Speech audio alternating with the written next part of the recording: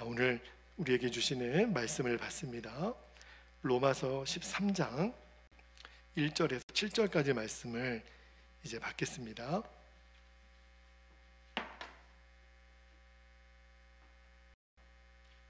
자, 이제 로마서 강해가 13장으로 들어가는데요. 오늘은 1절에서 7절까지 한 절씩 말씀을 교독하여 읽고 7절은 같이 읽겠습니다. 1절 제가 먼저 읽겠습니다. 각 사람은 위에 있는 권세들에게 복종하라. 권세는 하나님으로부터 나지 않음이 없나니 모든 권세는 다 하나님으로 정하신 바라.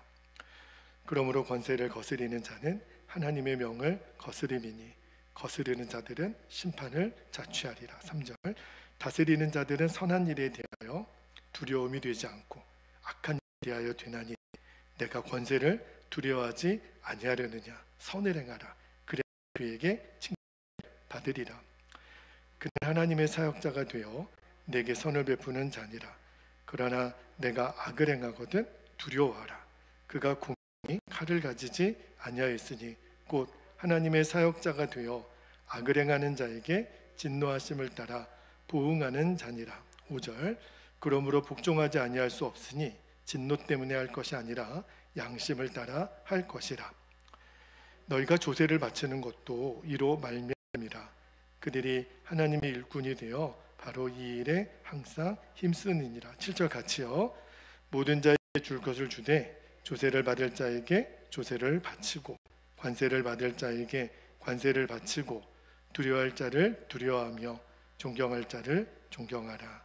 아멘. 하나님 말씀입니다. 이제 로마서 말씀 강해가 13장으로 넘어가는데 오늘 설교 제목이 어두움은 빛으로만 이길 수 있다 라는 말씀을 좀 나눌게요. 우리가 그동안 로마서 12장부터 사도 바울이 구원받은 하나님의 사람들은 어떻게 살아야 되나 그 말씀을 우리가 찬찬히 따라오고 읽고 있는데 근데 오늘 그 13장에 들어와서는 굉장히 민감한 주제 하나를 바울이 던집니다. 어떤 주제의 말씀이냐면 자 1절 말씀을 볼게요. 1절 말씀에 각 사람은 위에 있는 권세들에게 복종하라. 권세는 하나님으로부터 나지 않음이 없나니 모든 권세는 다 하나님께서 정하신 바라. 자 여기 권세라는 단어가 나오죠. 우리가 이렇게 작은 의미로 보면 집에서 권세는 누구에게 있죠? 부모에게 있죠. 보통은 부모에게 있습니다. 그리고 우리나라처럼 가부장적인 그 사회에서는 아버지의 권세가 거의 절대적이죠. 지금도 그런 집안이 꽤 많습니다. 그리고 학교에서는 누가 권세죠? 선생님이 권세죠. 그래서 다 그런 거는 아니지만 간혹 가다가 학생들에게 너무 못되게 하는 그런 권세. 근데 그것이 옛날에는 교권이라는 이름으로 매맞아도 괜찮고 선생님의 그림자는 밟으면 안 된다라는 이런 교육을 저도 받았던 기억이 나요. 그리고 일터에서는 누가 권세가 되죠? 사장이 권세가 되죠. 그래서 월급을 주는 사람. 그래서 소위 갑질하는 그런 사람들에 대항하여 노조도 만들어지고 그런 이렇게 데모하는 일도 우리가 종종 보잖아요. 국가에는 또 누가 권세죠? 나라를 다스리는 위정자들, 대통령을 비롯한 이 정치 권력을 가진 사람들이 있죠. 자, 그런데 오늘 사도 바울이 그리스도인의 구원받은 자의 삶을 다루면서 이 주제를 1절에 툭 던져요. 권세에게 복종하라. 여러분 이게 금방 아멘이 되는 분들도 있지만 근데 우리 안에 어떤 퀘스천이 있냐면 아니 권세도 권세 나름 아니야? 아니 인정하지 못하고 존경받지 못할 권세에 어떻게 복종해? 예를 들면 여러분 지금 러시아나 중국이나 북한이나 그 지도자들 있지요. 악해도 너무너무 악해요. 얼마 전에 최근이죠. 북한에서 그 우크라이나 전쟁에 러시아의 청탁을 받고 군인들을 파병하는데 세상에 아이들이 다 애들이에요, 애들. 지금 우리나라로 치면 고등학교 정도밖에 안 되는 아이들 군복을 입혀가지고 그렇게 보내는 것을 보면서 너무 화가 나는 거예요. 어떻게 김정은이 자기 딸은 무슨 엄청난 지위로 격상해서 오늘 그렇게 했다는 이야기를 듣는데 세상에 그 무고한 생명을 전쟁터에 총알바지로 보내. 너무너무 막 화가 날 정도로. 예를 들면 그런 거죠. 그런 권세에도 복종을 해야 되나? 악한 권세. 그죠? 여러분, 물론 이런 극단적인 그 권세에 대한 검증은 굉장히 중요하고 또 예민한 문제여서 굉장히 이제 논란의 여지가 되지만 저는 오늘 그거는 좀 차치하고 그냥 말씀 자체가 주는 그 말씀에 오늘 로마서 말씀으로만 이 이야기를 주제를 좀 풀어나가고 싶은데 먼저는 사도 바울이 이 말씀을 전하는 그 당시 상황을 좀 이해할 필요가 있어요. 여러분 당시에는 기독교인들이 약간 반정부적인 성향을 가질 수밖에 없습니다. 왜냐하면 지금 기독교인들은 로마의 식민지 상태예요. 여러분 당연히 식민지 백성이 지배하는 나라에 모든 것을 순응하는 게 쉬운 일은 아니잖아요. 게다가 기독교인들이 갖고 있는 결정적으로 로마의 박해를 받는 원인이 뭐였죠? 그 당시 시저라고 불리는 이 황제 있죠. 로마 황제에게만 The Lord라 그래가지고 주님이라는 명칭을 황제에게만 썼단 말입니다. 그런데 가만 보니까 예수 믿는 기독교인들은 누구를 주님이라고 불러요? 예수님을. 예수님 나의 주님. Jesus is my Lord 이렇게 고백을 하니까 지금 로마의 입장에서는 이거는 완전히 반역인 거죠. 황제 숭배를 거절하는 거니까. 일제시대 때도 그런 종용을 우리가 받았었죠. 우리가 기독교인들에게도 신사참배하라는 거예요. 황제가 너희들의 주인이 되었다라고 고백하라는 거예요. 말도 안 되는 그런 강요를 받았죠. 우리가 순교의 역사를 보면 누가 내 인생의 진짜 주님이신가의 그 기로에서 순교했던 우리의 역사들을 우리가 보잖아요. 그죠? 자, 그런데 그런 시대 상황에서 오늘 이 말씀을 전하는 사도 바울의 이야기를 듣는 이 교회 성도들에게는요, 이 국가 권력을 어떻게 이해해야 되나 굉장히 중요한 주제일 수밖에 없어요. 그죠? 이제 우리가 예수님을 주님으로 고백하는 것 때문에 이들은 완전히 핍박받는 부류로 낙인 찍힌 사람들이었거든요. 자, 그런데 여러분 제가 모든 역사는 하나님 손에 있기 때문에 감히 단언할 수는 없지만 우리도 저와 여러분도 어느 순간에 만약에 예수님을 나의 주님이라고 고백하면 지금 이 사도 바울 당시에 로마 지배 아래에 있는 기독교인들처럼 내가 목숨을 걸어야 되는 상황이 온다면 가정이지만 여러분은 끝까지 예수님 나의 주님이시라고 그렇게 고백할 수 있겠습니까? 그러니까 이 바울 당시에는요 이런 분위기였다는 거예요. 그러니까 이 성도들에게 이 국가 권력을 이해하는 거. 근데 오늘 이 말씀이 그 정확한 방향성을 제시해 주기 때문에 여러분이 오늘 말씀을 잘 들으셨으면 좋겠어요. 지난 27일 날 한국교회 연합예배가 잘 마쳤습니다. 저도 같이 이렇게 시청하면서 기도하면서 울기도 하고 그랬는데 근데 문제는 그 일로 인해서 지금 한국교회가 또 분열을 하고 있다는 이야기가 들려요. 찬성하는 쪽과 반대하는 쪽. 대부분은 잘했다. 한국교회가 너무 귀하다. 대부분은 그렇지만 또 일부에서는 무리수다. 오히려 더 악수를 뒀다. 그리고 한국교회가 더 한국 사회에 이제는 더 왕따 당할 수밖에 없다. 막 이렇게 얘기하는 그런 목소리를 내는 사람들도 있기 때문에 정말 이 시대에 우리 교회와 성도들이 특히 이제 이 국가 권력에 대하여 이 정부에 대하여 어떤 자세를 가져야 되나? 굉장히 중요한 주제라는 생각이 들어요. 여러분, 먼저는 분명한 것은요, 예수님은 우리의 주인이시죠. 근데 성경은 일관되게 뭘 말씀하시냐면 예수님이 우리의 주님이시라고 국가 권력에 무시하거나 또는 반항해서는 안 된다라고 성경은 말씀을 합니다. 성경은 우리에게 국가 권력자들에게도 순종해야 된다라고 가르쳐요. 자, 근데 여러분, 우리는 그래도 종교의 자유가 허락된 나라이기 때문에 얼마든지 내가 종교를 선택하고 예배 드릴 수 있는 게 허용이 되는 나라인데, 그런데 온 세계가 그렇지가 않아요. 저도 선교사로 일본에 10년 다녀왔지만 선교사님들 얘기 들어보면 그래도 일본은 양반이에요. 복음을 전한다고 그렇게 핍박을 받지 않습니다. 근데 중국이나 태국이나 또 공산권이나 여러분 얼마나 지금 공공연하게 기독교를 박해하는 나라들도 꽤 있잖아요. 그죠? 그러니까 이 국가가 하나님을 믿는 국가가 아닐 수도 있어요. 성경은 말하기를 그렇다 하더라도 하나님을 믿지 않는 통치자가 나라를 다스린다 하더라도 하나님이 그 지도자를 세우도록 허락하셨다는 거예요. 물론 이 부분은 굉장히 우리가 좀 공부도 많이 하고 이 문제에 대한 해석이 굉장히 중요하지만 우리가 늘 생각이 드는 게 그러면 당장 북한의 김정은은 어떻게 하냐 말이에요. 그죠?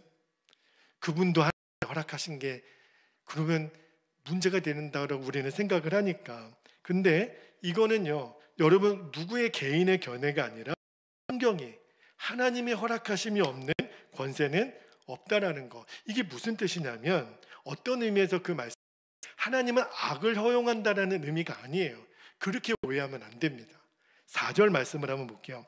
4절에 보니까 여기서 그는 세상의 이제 권력자를 말합니다. 하나님의 사역자가 되어 너에게 선을 베푸는 자니라.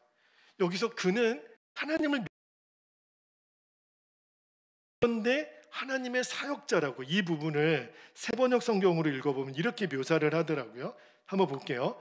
권세를 행사하는 사람은 여러분 각 사람에게 유익을 주려고 일하는 하나님의 일꾼입니다. 아니 하나님을 믿는데 그런 사람 하나님의 일꾼이고 이렇게 불러도 되나? 성경이 그렇게 기록이 돼 있으니까 어떤 의미에서 이 말씀을 하는지를 여러분 우리가 이해할 필요가 있어요. 여러분 이 세상에 공산주의 국가도 나름 정부는 있더라고요. 그죠? 그들 나름대로 공화국이라는 이름을 써요. 투표도 하고 선거도 다 합니다. 다 그게 조장되어서 그렇지. 그런데 우리가 흔히 민주주의 국가라 하더라도 100% 하나님 마음에 드는 국가나 정부는 없습니다. 실은 여러분 이스라엘도 제일 먼저 일대 왕이 누구였죠? 사울이죠. 그런데 하나님은 왕을 세우는 것을 원치 않았어요. 그런데 하나님은 이스라엘의 장로들이 사무엘 선지자를 찾아와서 우리에게 왕을 세워달라 하기를 사무엘에게 이르되 보소서 당신은 늙고 당신의 아들들은 당신의 행위를 따르지 아니하니 보세요. 모든 나라와 같이 우리에게 왕을 세워 우리를 다스리게 하소서 한지라. 사실은 하나님 가슴에 대못을 박는 겁니다. 내가 너희들의 왕인데 다른 나라들처럼 너희에게 왕이 필요하냐? 이때 하나님 마음이 너무너무 섭섭하셨어요. 너무너무 불편하셨어요. 그 마음이 어디에 나오냐면 이어지는 7절 말씀에 사무엘상 8장 7절에 보면 하나님이 사무엘에게 이렇게 말합니다. 여호와께서 사무엘에게 이르시되 백성이 너에게 한 말을 다 들으라. 이는 그들이 너를 버림이 아니요 너희들이 왕을 세워달라는 동기가 악하다라고 하는 것을 아셨어요. 그런데 그 요청을 허락하세요. 9절 이하에 보면 이제 왕의 제도에 대해서도 일일이 다 말씀해 주세요. 자, 하나님은 이스라엘에도 이제 왕정 제도가 시작이 되도록 허락하셨죠. 근데 그 제도 하나하나를 잘 들여다보면 하나님이 어떠한 국가의 왕과 또 정부를 허락하시는 그 이면에는 뭐가 있냐면, 기본적으로 국가 권력을 가진 사람들이 나라 백성을 위해서 하는 일이 있어요.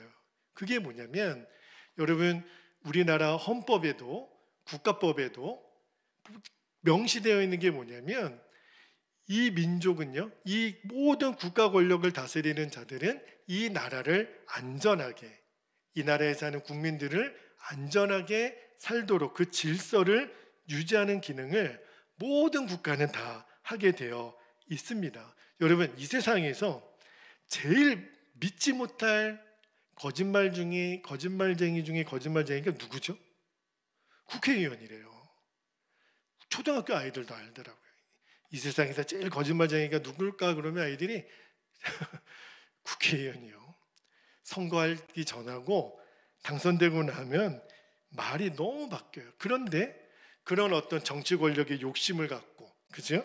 그런 사람이라 할지라도 그들이 권력을 가지면 시장이 됐든지 뭐 구의원, 시의원 또는 뭐 장관 또는 뭐 국무 대신 대통령이 된 다음에 그들의 기본적인 역할은 뭐냐면 이 나라의 사회 질서를 유지하는 기능을 갖는 거예요. 자, 그런 점에서 하나님께서 이 국가 권력을 그런 허락하셨다는 거예요. 그렇기 때문에 우리가 기독교인이지만 기본적으로 우리가 이 대한민국에 살면서 한국이 정해놓은 법과 질서를 반드시, 그러니까 우리가 그 법을 무시하고 살 수는 없어요. 성경은요, 당연히 이 국가 권력에 순종하라, 그게 가르침이에요. 자, 이 일에 대해서 예수님이 그런 모범적인 사례, 뭐 아주 모범적인 사례라고 보기는 좀 어렵겠지만, 여러분, 예수님이 십자가 지시기 전에 어떤 법정에 끌려가시죠? 빌라도의 법정에 끌려가요. 자, 근데 빌라도가 예수님께 뭐라고 얘기하냐면, 내가 너를 죽일 수도 있고 내가 너를 살릴 수도 있는 권한이 있다. 아주 그냥 그 권력자의 힘을 과시를 하죠. 그때 예수님이 뭐라고 말씀하시냐면, 자, 요한복음 19장 11절을 한번 볼게요. 예수님이 빌라도에게 이렇게 말씀하세요. 그래서 대답하시되 위에서 주지 아니하셨더라면, 위가 누구예요? 하나님이죠. 너 나를 해야 할 권한이 없었으리니, 그러므로 나를 너에게 백성들의 죄에 대한 지적을 하시지만 분명히 말씀하시기를, 그러니까 빌라도가 예수님을 십자가에 못 박죠. 그렇게 예수님이 십자가에 못 박히신 거예요. 자, 예수님이 이거를 통해서 우리에게 가르쳐주는 여러 가지 의미는 있겠지만, 오늘 제가 한 가지 보고 싶은 거는, 우리 기독교인들이 세상 권력 또는 세상 법에 대해서 가져야 될 태도가 있는데, 기본적으로 이 국가가 질서가 잡혀지고 모두가 평안할 수 있다는 점에 있어서는 하나님이 이 나라와 국가를 우리에게 허락하셨다라는 거는 인정을 해야 됩니다. 자, 그런데 여기서 이제 진짜 퀘스천이 나와요. 이제는 그거는 오케이, 목사님 이해가 되겠습니다. 근데 만약에 국가가 또는 어떤 권력자가 하나님의 뜻대로 살지 못하도록 강요할 때는 어떻게 합니까? 이제 문제가 되겠죠. 예를 들면 하나님도 믿지 마라. 공산주의는 그러잖아요. 지금 그 유물론의 정신이 신을 인정하지 않는 거잖아요. 그리고 모여서 예배하지 마라. 그러면 감옥 보낼 거야. 이러면 여러분, 이제 우리는 어떻게 해야 되나? 그죠? 어디를 따라야 되죠? 국가법은 하나님이 허락하셨다고 하니 예배 드리지 말라 그러는데, 하나님의 법에 예배를 안 드리면 어떻게 해요? 그럴 수는 없는 거잖아요. 그죠? 우리는 기본적으로 국민이기 때문에 국가법에 순종하지만 우리에게 있어서는 영적인 원칙이 더 위에 있는 하나님의 법이 있는 거잖아요. 하나님의 법을 어겨가면서 국가법을 따를 수는 없는 거잖아요. 그죠? 자, 그런데 여기서 분명한 것은, 하나님이 하지 말라는 것은 할 수는 없지만 그것이 이 나라의 법에 어긋나서 처벌받는 경우가 생기면 어떻게 되나? 지난번에 코로나 시대 때 나라는 예배를 드리지 못하게 막았어요. 근데 그것을 어기고 예배를 드린 것으로 인해서 어려움 당했던 교회의 문제가 생겼잖아요. 그러니까 예를 들면 그런 거예요. 자, 국가는 예배를 드리지 말라 그래요. 만약에 이거를 어기면 처벌하겠다. 벌금을 내게 하겠다. 자, 그러면 여러분 우리는 어떻게 하면 되죠? 예배를 드리지 않으면 될까요? 온라인으로만 다 이렇게 돌리면 될까요? 저는 그 코로나 시대와 비슷한 상황이 얼마든지 또 반복되지 말라는 법도 없기 때문에 사실은 굉장히 중요한 문제이잖아요. 자, 어떻게 하면 될까요, 여러분? 만약에 목사님, 우리 베델교회는 그런 상황이면 어떻게 할까요? 저의 경우입니다. 저의 경우 제 생각에 다 옳다는 거는 아니에요. 저는 예배를 드리겠습니다.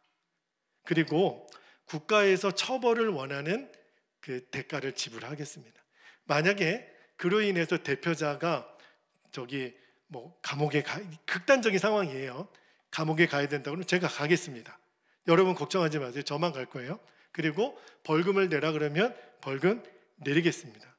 자, 국가법도 하나님의 법도 저는 그렇게 되면 둘 다 어기지 않았다고 생각해요.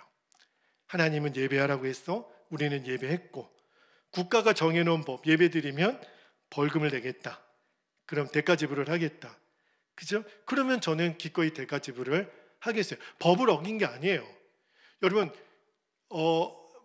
예배드리면 벌금을 내게 하겠다. 알고 우리가 그렇게 한 건 법을 어긴 게 아닙니다.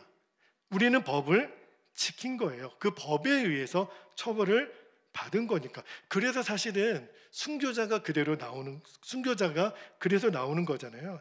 만약에 국가 권력이 하나님 뜻을 반대하면 그러면 당연히 처벌을 각오하더라도, 그죠? 여러분, 우리가 그 법을 이렇게 대가 지불을 하겠다고 하면 돼요. 근데 나는 그래도 하나님의 뜻대로 하겠습니다. 대표적인 사람이 누구냐면 다니엘과 그 세 친구들이 그렇습니다. 불못불 앞에서 왕의 신상의 절에, 다니엘 같은 경우는 왕의 조서에 그 왕 외에 다른 대상을 향하여 기도하거나 절을 하거나 하면은 사자굴에 넣는 법을 알고도 다니엘의 세 친구들, 다니엘은요 불못불에 던지라는 거예요. 피하지 않겠다는 거예요. 우리는 법을 어기는 사람이 아니라 법에 의해서 처벌받겠다는 거예요. 순교를 각오하겠다는 거예요. 다니엘과 세 친구들이 그렇게 됐잖아요. 자, 여러분, 하나님의 법을 지키기 위해서 세상 법과 충돌이 될 때 우리는 당연히 희생하면서 나는 하나님의 법을 지키겠습니다. 당연히 그렇게 우리는 나가야 합니다. 근데 이런 거는 괜찮은데 뭐가 문제가 되냐면 나는 하나님의 법을 지킨다고 하면서 어려움은 당하기 싫어. 이거는 있을 수가 없는 거예요. 어떻게 그럴 수 있죠? 아니, 하나님의 법을 지키면서 어려움을 당하지 않을 수가 있나요? 둘 중에 하나는 해요. 근데 하나님의 법을 지켜서 내가 어려움을 당한다 할지라도 그 믿음대로 나아가면 반드시 하나님은 모든 전체를 바꿔주세요. 근데 문제는 그 과정에서 이 믿음의 각오가 된 다니엘과 같은 새 친구들과 같은 각오한 사람이 있는가? 그죠? 국가 권력이 하나님 뜻이 아닌 다른 거를 우리에게 강요할 때 내가 하나님 뜻대로 살기 위해서 손해볼 각오하고 어려움도 당할 마음의 준비가 됐는가? 이게 굉장히 전 중요한 문제라고 생각을 해요. 이 점에 대한 도전인 거예요. 여러분, 그러면 우리 생각에 목사님, 기독교 신앙은 좀 무기력한 건가요? 그럼 국가가 그렇게 무조건 강압적으로 나오면 그게 잘못된 거를 알면서도 무조건 순종해야 되나요? 처벌이 두렵다고 내 신앙 양심을 속여야 되나요? 아니에요. 그걸 말하는 게 아니에요. 절대로 그렇지 않습니다. 세상의 법과 방법과 다르다라는 거지 기독교는요 절대 약한 종교가 아니에요. 저는 이번에 연합 예배가 우리 교회도 뭉치면 이 정도 힘이 있어, 우리가 얼마나 이렇게 한다면 하는 집단이야, 이거를 얘기하려고 모인 게 아니에요. 만약에 그런 마음을 갖고 모였던 지도자가 있다면 오히려 하나님의 영광을 그는 가리게 될 거예요. 여러분, 우리가 그러면 우리에게 말도 안 되는 세상의 법이 우리를 강요하고 우리를 아주 그냥 올가맬 때 우리는 어떻게 해야 되느냐? 이게 이제 우리의 오늘 관심의 주제잖아요. 성경은요, 절대로 물리적으로, 무력으로, 폭력으로 싸우지 말라는 거예요. 여러분, 이거는요, 절대 비겁한 게 아니에요. 싸움을 내가 한 발 뒤로 서서 지금 내가 예수님의 이름이 모욕당하는 것 때문에 지금 나가서 두들겨 패고 나도 한번 눈에는 눈, 이는 이 이렇게 한번 싸워보자. 이게 하나님의 방법이 아니라는 거예요. 그러면 뭐죠? 하나님의 방법은 뭐예요? 우리가 빛이 되라고 말씀하시는 거예요. 이것도 해석에 따라서 에이 그럴 줄 알았어. 빛이 되라는 게 그게 소극적이 되고 약해지는 거 아니야. 근데 여러분 잘 들어보세요. 자, 여기 이 본당에 오늘 저녁 예배이기 때문에 빛이 있으니까 저와 여러분이 얼굴을 이렇게 볼 수 있지만 이 등을 끄잖아요. 캄캄하면 안 보입니다. 자, 그런데 이 세상이 어둠투성이에요. 근데 여러분 어둠하고 어둠 왜 이렇게 어두워? 이 세상은 왜 이렇게 썩었어? 우리도 그러잖아요. TV 뉴스를 보면 저런 죽일 XX 하면서 왜 이 민족은 이래? 왜 저 사람은 저래? 저 악한 지도자들은 왜 저래? 우리도 막 그 탓하고 이게 뭐야 도대체? 이런 악법은 도대체 뭐야? 그래서 지금 극단적으로 한번 투쟁하고 싸워보자고 얘기하는 분들도 있잖아요. 그런데 여러분 여기 불이 깜깜해요. 그러면 우리가 이 어둠을 어떻게 싸우죠? 제일 우리가 이 어둠과 싸울 수 있는 어둠 물러가게 할 수 있는 제일 좋은 방법이 뭐예요? 촛불 하나만 켜도 돼요. 촛불 하나만 켜도 우리가 서로를 알아볼 수 있는 그런 가시권은 만들어져요. 뭐냐면 방법이 어두움은 빛과 같을 수 없기 때문에 어두움은 빛을 무서워서 도망간다는 것. 어둠을 빛을 이기지 못합니다. 그러므로 우리가 살고 있는 정부가 너무 불의해요. 너무 악해요. 근데 대적하지 말고 우리가 먼저 빛이 되라는 거예요. 그것이 결국 나중에 진짜 세상을 뒤집는 하나님의 방법이라는 겁니다. 자, 마태복음 5장 14절 말씀을 볼게요. 마태복음 5장 14절에 예수님 제자들에게 분명히 말씀하시잖아요. 너희는 세상에 뭐라고요? 빛이라. 산 위에 있는 동네가 숨겨지지 못할 것이요. 분명히 말씀하셨어요. 그러므로 이제는 저와 여러분이 내가 세상의 빛이다. 이런 자의식을 갖는 게 굉장히 중요해요. 근데 우리는 그런 의식을 잘 안 갖습니다. 적당히 우리도 어길 때는 어기고 적당히 우리도 타협할 때는 자꾸 타협해요. 그러니까 내가 빛의 역할을 빛이라는 생각이 없으니까 자꾸 망각하게 되는데 내가 빛이라는 생각을 정확히 갖고 있어야만 세상을 뒤집어 엎을 수 있어요. 제가 지난번도 말씀드렸지만 컨닝도 그래요. 우리 학생들에게는 컨닝에 대한 유혹이 큽니다. 들키지만 않으면 성적만 잘 나오면 그러면 내가 좋은 점수 받을 수 있으니까. 근데 저는 우리 아이들 이 자리에 함께 예배하지만 절대 컨닝은 하나님의 방법이 아니라는 것을 꼭 말해주고 싶어요. 틀리면 돼. 틀리면 돼요. 부정한 방법을 써서 그렇게 좋은 점수 맞을 이유는 없습니다. 한국교회가 지금 세상에 이 빛으로의 사명을 감당하고 있나? 사실은 지금 플러스 요인보다 마이너스 요인이 많죠. 세상은 교회를 향해서 빛이라고 인정하지 않아요. 어떤 때는 비리의 온상인 것처럼. 거기에는 우리도 억울한 면이 있죠. 아주 잘못된 이단 집단들, 정말 건강하지 못한 어떤 교회를 세상 사람들은 다 그냥 교회라고 생각하니까, 신천지도 다 교회라고 생각하니까, 그러니까 막 우리 교회가 도매급으로 넘어가는데, 자, 이렇게 온통 세상이 교회를 그런 부정적인 눈으로 볼 때 이제 저는 그 생각을 뒤집어내는 역사가 일어나기를, 저는 우리 교회가 정말 그렇게 되기를 축복합니다. 제가 일본에 우리 2년 전에 단기 선교도 갔다 왔는데, 일본의 우리 치바 영광교회 김성성 목사님 교회에 교회가 이제 내 건물이어도 통성기도하면 막 너무 시끄럽잖아요. 근데 치바 영광교회가 기도가 진짜 뜨겁거든요.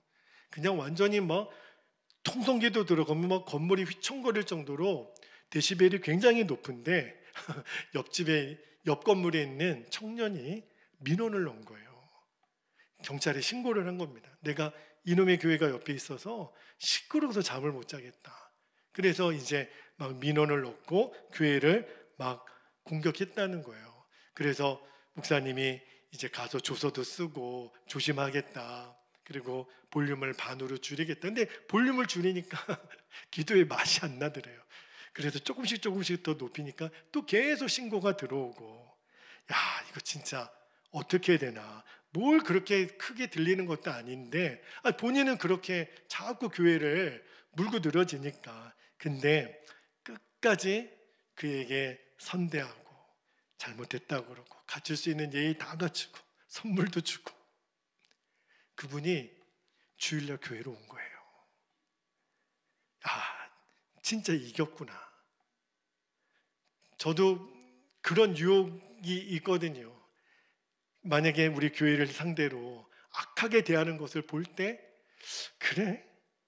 그럼 나도 똑같이 해주지, 이런 마음이 들 때가 있어요. 근데 주님이 치바 영광교회 이야기를 들으면서 아니구나, 똑같이 눈에는 눈, 이에는 이, 우리는 그렇게 해서는 안 되구나. 세상 사람들이 교회를 보면 다르구나, 교회는 다르구나.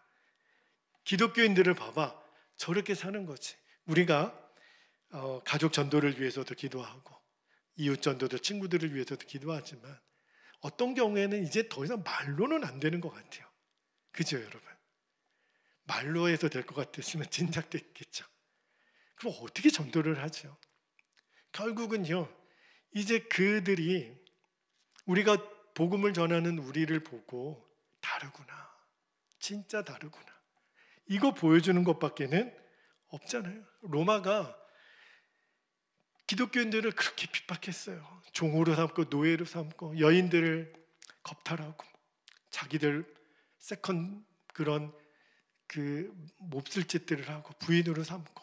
근데 나중에 로마가요, 이 기독교인들 종 삼았던, 노예 삼았던, 그렇게 첩으로 삼았던 기독교인들을 보니까 다른 거예요. 어떻게 이렇게 진실할까, 정직할까, 거룩할까. 로마가 당시에 너무너무 문란하고 그렇게 향락에 찌들어갈 때 그 식민지로 삼고 있었던 기독교인들은 너무너무 맑고 투명하고 정직하고 거룩하고, 로마가 그 기독교인들 앞에 무릎을 꿇습니다. 그리고 313년에 이제 우리나라는, 이 로마는 기독교 국가다 선포를 해요. 여러분, 그게 어떻게 가능하죠? 아니 무슨 쿠데타를 일으켰습니까? 싸웠습니까? 그런데 로마가 뒤집어졌어요. 너무너무 놀라운 역사죠. 연변에 연변 과기대 대학이 있습니다. 그러니까 중국에 있는 소수민족 학생들을 위한 대학교가 있어요. 제가 선목에 있을 때 같이 사역했던 우리 김무범 선교사님, 이제 그쪽에서도 사역하시고. 근데 평양에도 과기대가 있잖아요. 근데 연변 과기대에 총장이셨던 김진경 목사님이 나중에 이제 북한에 들어가셔서, 우리들은 지금 사도신경을 외우죠. 근데 북한 지하교회 성도들이 외우는 사도신경과 같은 수첩에 보면 고백서가 있대요. 근데 그 고백서 이름이 뭐냐면 예수님 전사들의 수칙. 좀 무서워요. 우리도 베델교회 전사들의 수칙 하나 좀 만들어서 좀 나눠드릴까요? 자, 근데 전사는 그냥 북한식으로 보면 우리 제자들이라는 말이죠. 그러니까 예수님 전사들의 수칙이 5가지가 있는데, 첫 번째가 뭐냐면, 첫 번째 수칙입니다. 예수 믿는 사람은 천대받게 되어 있다. 그것이 긍지요 기쁨이다. 예수 믿는 사람들은 고난을 당하게 되어 있다. 이것이 우리의 영광이요 승리다. 이게 첫 번째 수칙이래요. 고난 당하는 게 영광이고 천대받는 게 기쁨이고, 두 번째, 칭찬받는 것보다 욕먹는 것을 먼저 배우라. 세 번째, 우리 예수 믿는 사람들은 인민의 눈물을 닦아주며 서로의 눈물을 닦아주며 주위의 모든 고통당하는 자들의 위로자가 되어야 한다. 네 번째, 사랑이 사랑을 낳고 또 그 사랑이 새로운 사랑을 낳고 그 사랑으로 인하여 많은 사람들을 예수님의 전사로 만들어야 한다. 다섯 번째, 성경이라는 잣대로 자기가 먼저 살아가야 한다. 너무너무 실제적인 거예요. 우리가 사도신경을 거의 그냥 암송으로 끝나는 거와 비교해 보면 제가 놀랐어요. 너무너무 실제적인 거예요. 정말 북한에 있는 지하교회 성도들은 우리가 정확하게 실체를 알기는 어렵지만 그래도 증인들의 이야기를 들어보면 진짜 성경대로 살아가는 사람들이 있구나. 어떤 면에서는 우리 남한에 있는 우리 한국 교회가 더 부끄러워요. 여러분, 우리가 고난이 기쁨이고 천대받는 게 자랑이다 가르치는 교회 있습니까? 욕먹는 거를 먼저 배우라고 가르치는 교회가 있습니까? 여러분, 오히려 더 부끄럽다는 생각이 들더라고요. 진짜 세상의 빛으로 사는 사람들이 있구나. 저희가 새벽에 지금 사도행전 17장으로 이제 들어가서 사도 바울이 오늘 새벽에도 나눴지만 데살로니가 지역에 있는 이제 곳에 가서 회당에서 3주 동안 복음을 전했는데 세상에 유대인들이 또 쫓아와서 그렇게 회방하고 공격을 하네요. 3주 만에 데살로니가 지역을 떠날 수밖에 없었어요. 그런데 나중에 이제 베레아와 아덴을 지나서 고린도 교회에 가서 사도 바울이 편지했던 이야기를 여러분 읽어드렸잖아요. 데살로니가 교회에 3주밖에 복음을 전하지 않은 그 교회에 엄청난 복음의 역사가 일어난 거예요. 하나님 말씀대로 살고 그렇게 핍박받고, 그들이 무슨 지도자가 있어요? 성경책이 있어요? 아무런 시스템도 없는데 데살로니가 교회가 너무너무 부흥하는 거예요. 가능하구나. 무력으로 폭력으로 싸워서 되어지는 것이 아니라 빛으로 사는 교회가 일어날 수 있구나. 반면에 여러분, IT라는 나라 기억나시죠? 지금 옛날에 지진도 나고 그랬잖아요. 그런데 IT가요 1791년에 프랑스에서 해방된 나라거든요. 근데 세상에 해방되면서 뭘 선언했는지 아십니까? 우리나라는 사탄의 나라다. 그렇게 공언을 했어요. 왜 그랬냐면 그들이 그동안 자기들을 지배했던 그 프랑스 사람들을 보니까 이 사람들이 하나님을 믿는다고 예배는 드리고 주일마다 교회는 가지만 너무너무 IT 사람들을 막 악독하게 대하고 짐승처럼 대했다는 거예요. 자기들은 예배를 드리면서 밖에서 있는 그 IT 사람들에게 차 지키고 말 지키고 막 일 시키고. 그러니까 IT 사람들은요, 진짜 우리나라가 프랑스로부터 독립하면 저 프랑스 사람은 상종도 안 할 것이지만 저들이 믿는 하나님, 저들을 저렇게 살라고 가르친 하나님을 우리는 저주할 것이다. 가만 보니까 하나님하고 대적의 위치에 있는 대상이 사탄이라는 것을 알고 사탄의 나라를 봉헌했다는 거예요. 이게 진짜 최악인 거죠. 여러분, 기독교 역사를 잘 보면 이미 복음이 하나님의 계획에 의해서 지금 21세기에 사는 저희들에게까지 전해졌지만 이미 하나님은요, 중세 이전에 그 기독교 국가들을 엄청나게 부흥하게 하셨어요. 전 세계를 다스릴 수 있는. 근데 그때 이 기독교 국가들이 무엇을 했냐면 죄국주의 정신에 그들이 빠지고 맙니다. 다시 말하면 유대인들이 선민 사상이 강했다 그랬잖아요. 우리들이 지배하는, 그러니까 특히 유럽 국가들이 그랬죠. 그래서 전 세계를 프랑스, 영국, 네덜란드, 포르투갈 이런 나라들이 다 양분해서 나눠 가졌어요. 그리고 식민지 삼았어요. 근데 그때 그 기독교 국가라고 일컫는 나라들이 진짜 기독교 정신을 박하고 다스리고 그들을 나의 소유로 삼는 것이 아니라 그들에게 기독교 정신을 물려주고 하나님 말씀대로 사는 것을 가르쳐주고 우리는 떠나면 되는 거였는데, 여러분 한결같이 그 열강들, 기독교 국가라고 자처했던 열강들이 지배했던 나라를 떠나고 난 그 나라들이 대부분 이슬람 국가들이 됩니다. 아프리카도 그렇고 중동 지역도 그렇고 거의 대부분 이슬람 국가들이 돼요. 여러분, 신앙하고 내 안에 있는 이 욕심하고 너무 이중적이었던 거예요. 하나님을 믿는다고 말하면서도 현지인들을 종으로 삼고 그들을 핍박하고 짐승처럼 취급하고, 어떻게 그들이 그 예수님 잘 믿는다는 사람을 보고 나도 저렇게 되고 싶다는 마음이 어떻게 들겠어요? 이미 하나님이 온 세계를 하나님의 나라로 만들 수 있는 절호의 기회를 놓쳤다고요. 이 문제에 대해서 통렬하게 깨달았던 사람 중에 영국의 이 노예제도를 폐지하려고 그렇게 애썼던 사람, 윌리엄 윌버포스라고 하는 사람이 있습니다.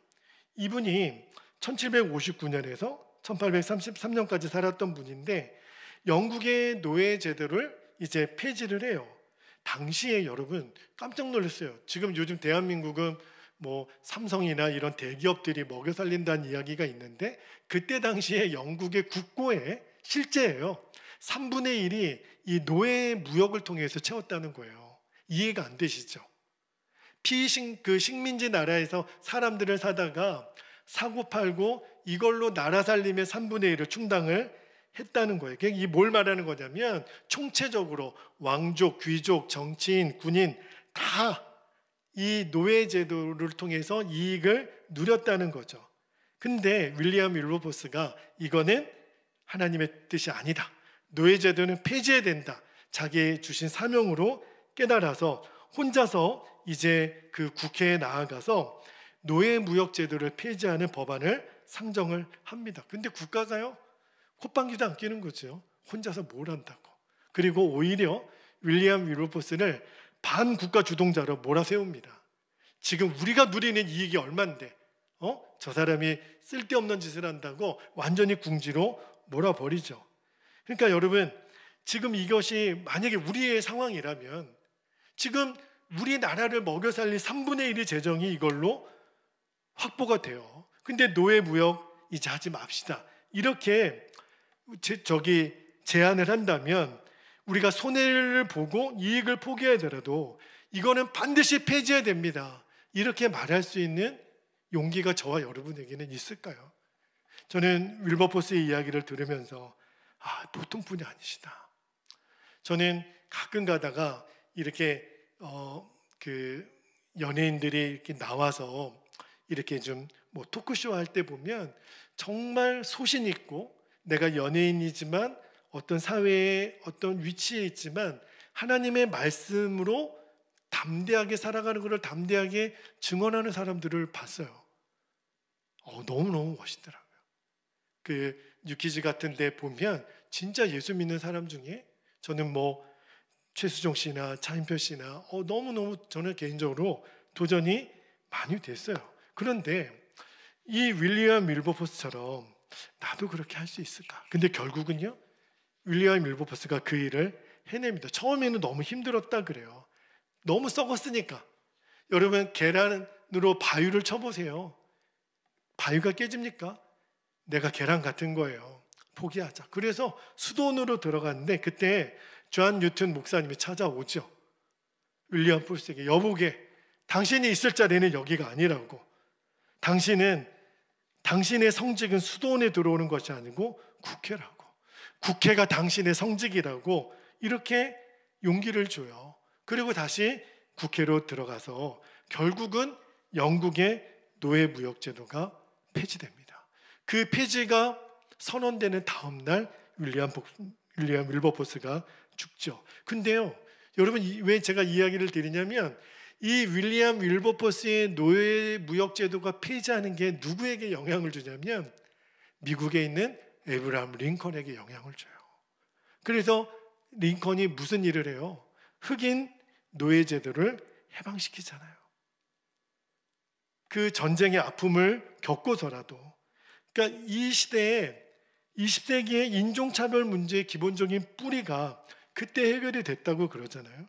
근데 보면 여러분, 윌리엄 윌버포스도 링컨 대통령도 목회자는 아니잖아요.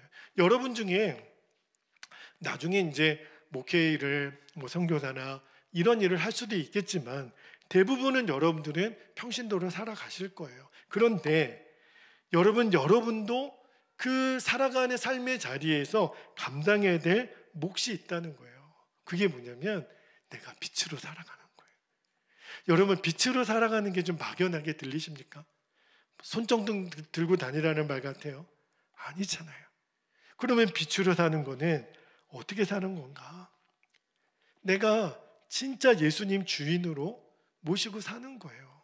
제가 내일 새벽에 데살로니가 교회 성도들의 이야기를 여러분에게 더 자세하게 전해드릴게요. 혹시 교회 못 오셔도 영상으로 꼭 한번 들으세요.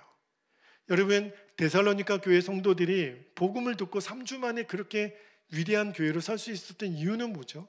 그들에게는 예수님이 자기의 주인인 것이 너무 분명했어요.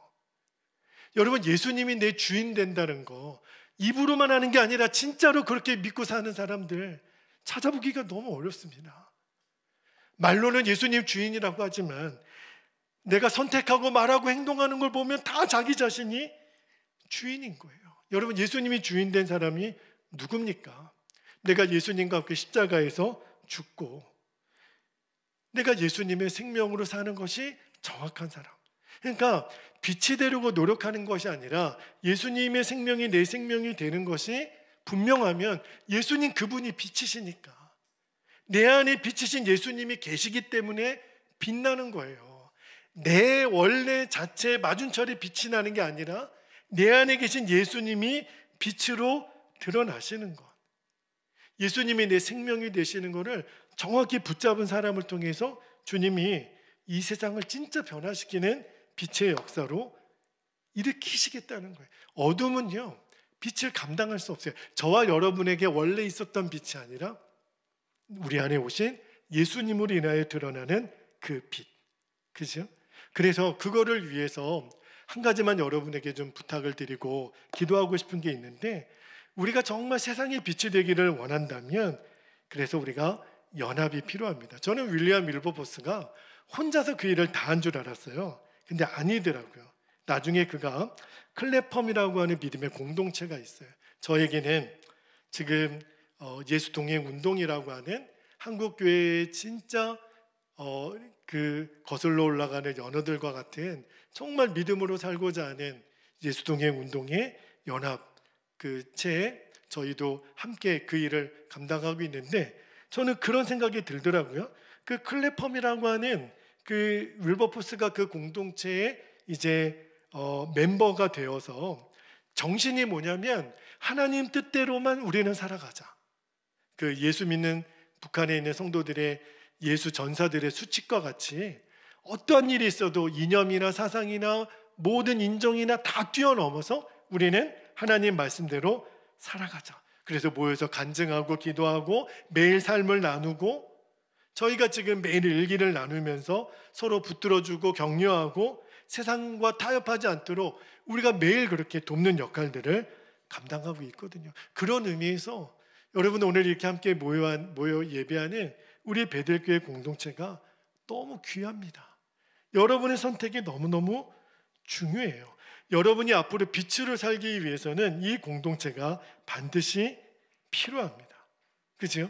여러분, 우리가 실제로 세상에 나아가서 좌절되고 지치고 상처받는 일이 많잖아요. 예수 믿지 않는 세상에서 빛으로 살아내기가 녹록지 않잖아요. 만만치 않잖아요. 그래서 우리가 이렇게 모여서 예배할 때 빛의 연합을 이루는 거예요. 여러분, 작은 불꽃 하나가 큰 불이 되어서 산을 태우는 것처럼 우리는 작은 빛같이 보이지만 이 빛이 모이고 모이면, 그래서 저는 이번에 200만 연합 예배가 너무 중요하다고 보는 거예요.